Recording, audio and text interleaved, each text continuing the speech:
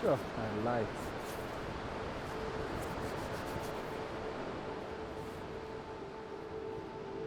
When I got the call, I knew this was an opportunity I had to grab with both hands.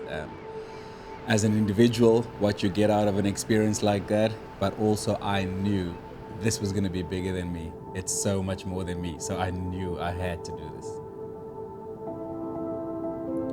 So it's been 48 hours since I learned that I will be racing Ironman Kona this year.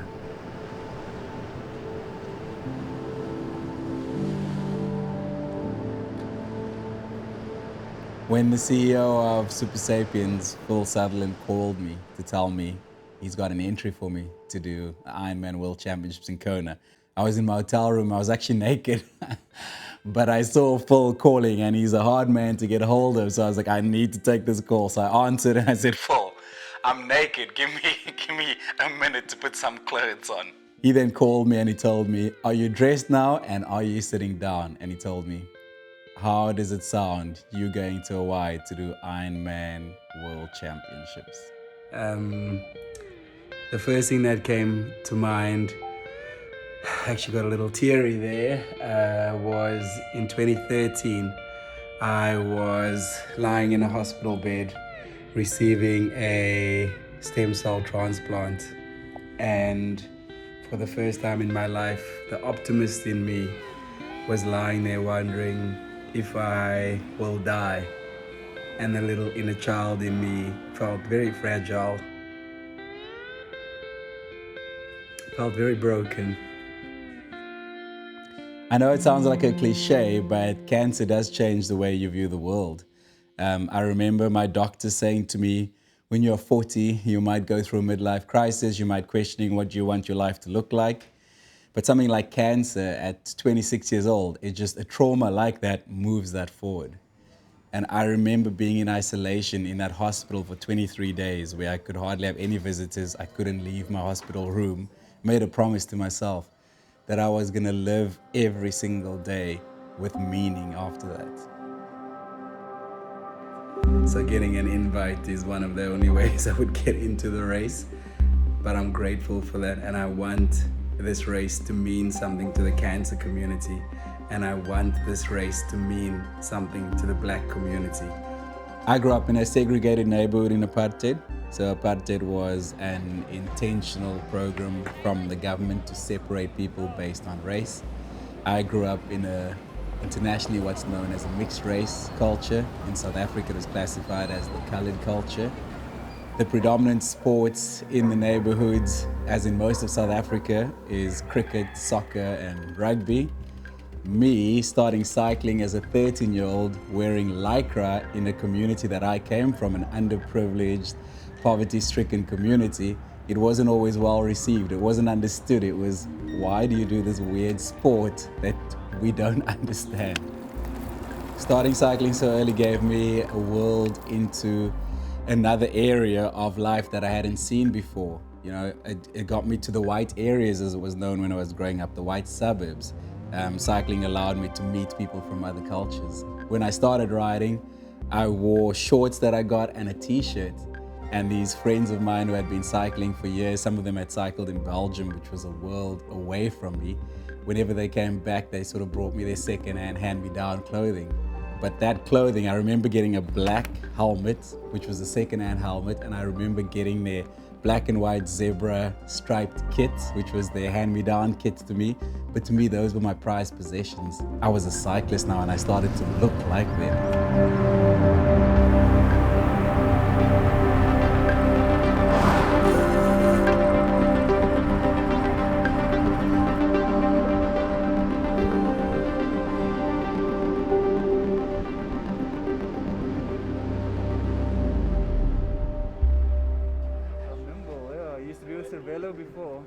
So I only got the call 6 weeks before the race, and the frustrating part was while I got the call, I was in Bulgaria and I was sick at the time, so I wasn't even training.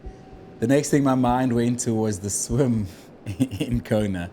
The swim is always a no wetsuit swim because the water is so warm, so you'd get too hot in a wetsuit. And a wetsuit gives you buoyancy. You can just float. For someone like me who only learned to swim 5 years ago when I wanted to do triathlon, I'm not a strong swimmer. I can't even tread water. And in Kona, before you even start the swim, the wave starts in the water. You swim 100 meters to your start wave and you have to tread water for 8 minutes before even starting the swim, where you have to swim 3.8 kilometers. So that is something that was on my mind. Actually, for the last 4 or 5 years while doing triathlon, my biggest fear was getting to a race and them saying, the water's too warm, it's a no wetsuit swim. I couldn't envision the first time I was going to have to face that would be in the World Championships.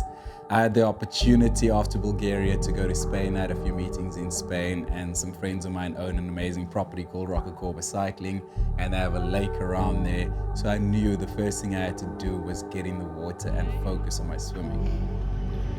Kona is going to be a mental game, man.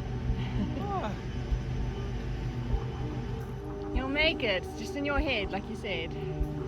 I had to stop like every 250 meters, hold on to this boy. So I went into the water every single day without a wetsuit to try to overcome that fear. The first day, I had a panic attack after 200 meters, and instead of following the swim line, I hooked a left and just swam to the shore as quickly as I could just to stand. It's funny because I have the fitness to swim 4 kilometers. I've been swimming all year. I've been between my travels, very consistent with my swimming. The mind was the biggest challenge that I faced. How was your swim? Oh, I feel a lot more confident now. I've been dreading the swim in Kona because I've been swimming in the lake here and been panicking after 300, 400 meters with no wetsuit. But today I was like, okay, one big swim. Even if I have to stop every 100 meters and breathe. But yeah, I managed 3.4 Ks, felt like I could just swim forever. It was a mental game in the first 1,000 meters, but after that, it's gained more and more confidence. Never give up, never give up. First of 4 flights to Kona. On the way, just arrived at the airports, 42 hours travel to get there. It's going to be a long one, but the destination will be worth it, for sure.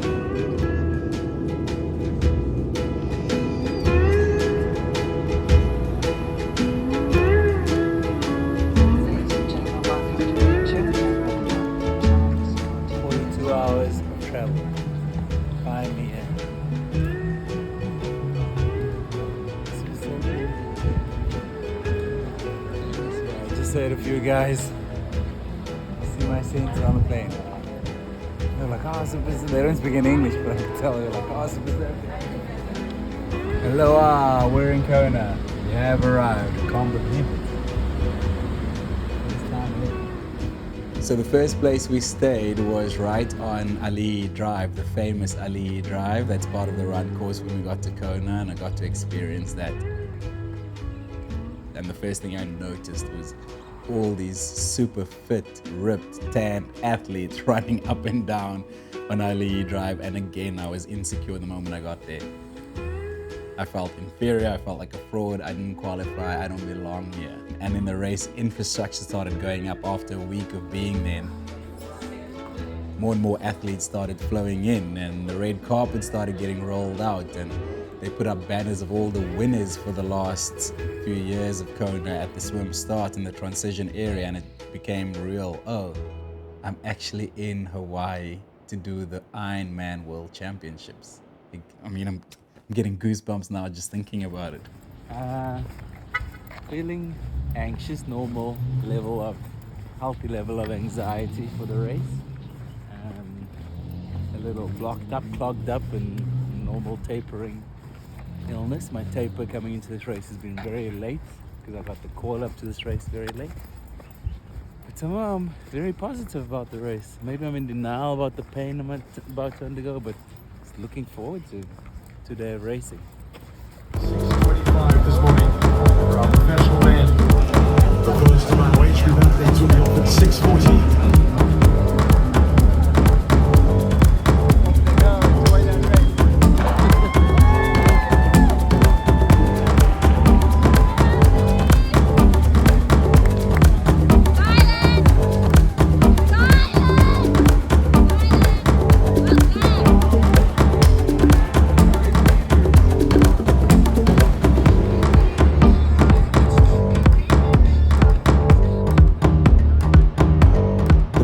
going well.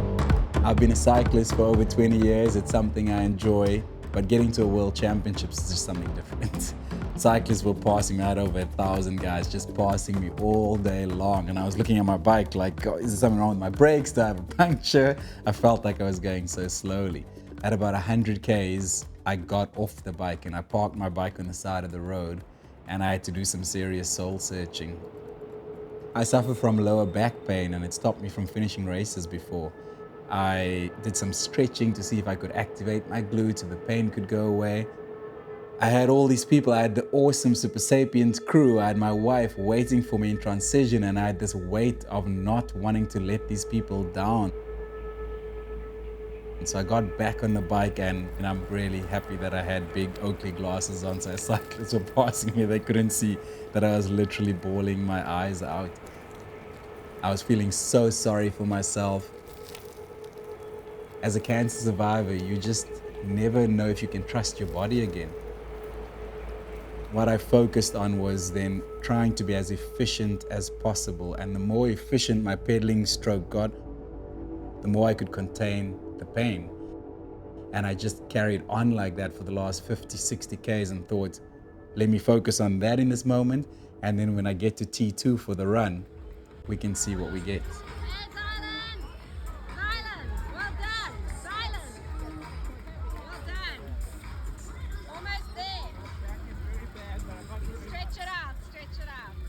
When I was in T2, I had a helper helping me with my bag, transitioning from cycling, changing into running gear. At that point, I wasn't sure what my back was doing. I remember shouting to my wife when I got off the bike, my back hurts again like in the previous race, but I'm not giving up. Those were the words I said to her, and I think I needed to hear that. When I got onto the run, there was no pain. The pain was gone, and in those first 5, 6 Ks, it was a lesson to me to just not give up in those painful moments. And in my run, I think I paced it so well, I just started getting faster and faster and catching more and more people. It was just a lesson for me to never, never, never give up, to keep fighting.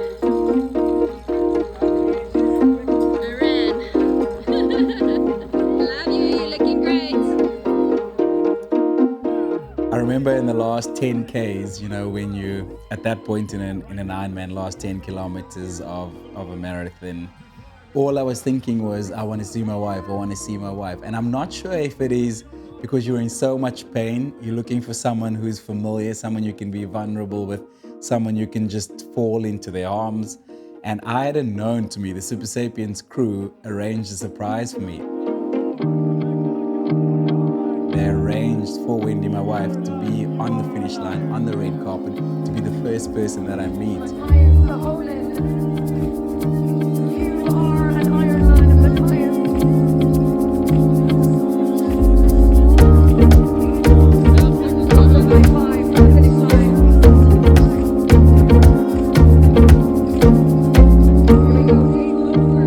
What you usually feel is the pain is gone now. I'm so happy the pain is gone.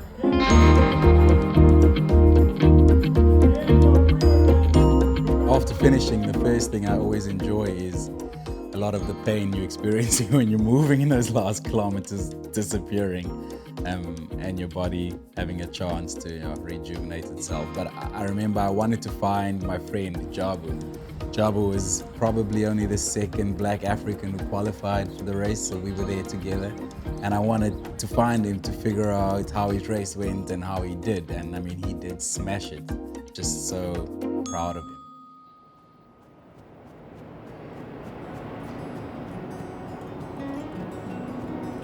The event was important for me because as a person of color, you know, I mean, my friend Jabu and I from Africa, we were training there for 2 weeks before the event, and we had so many athletes stop us and say, I've done Kona 10 times, 15 times. It isn't common for me to see people of color here, so it's so special to meet you guys. And that's what we knew the impact it would have. You know, I had people from at home message and say, my dream is to do an Ironman. I'm scared of swimming, you know, but you guys have shown that it's possible. What you guys are doing is incredible, man. So we need incredible. And then for the cancer community, I remember passing a guy on the bike in the middle of the race, and on his kit he had cancer survivor, and below he had his treatment dates, his remission date, and how long and the last day of his treatment. And I just said to him, hey, I'm a cancer survivor too. My last treatment was December 2014. And we had that moment where we looked at each other like, we're in this together, man, and look at where we are now. And that is a vivid memory I will have with me forever. And I want this to mean something to black kids watching this event, and I want this to mean something to cancer survivors. I've got someone going through chemo at the moment who DM'd me on Instagram after watching my Cancer South Africa talk lately to ask me, how do they get through this? How do they overcome this? This is for them. This is for people like them.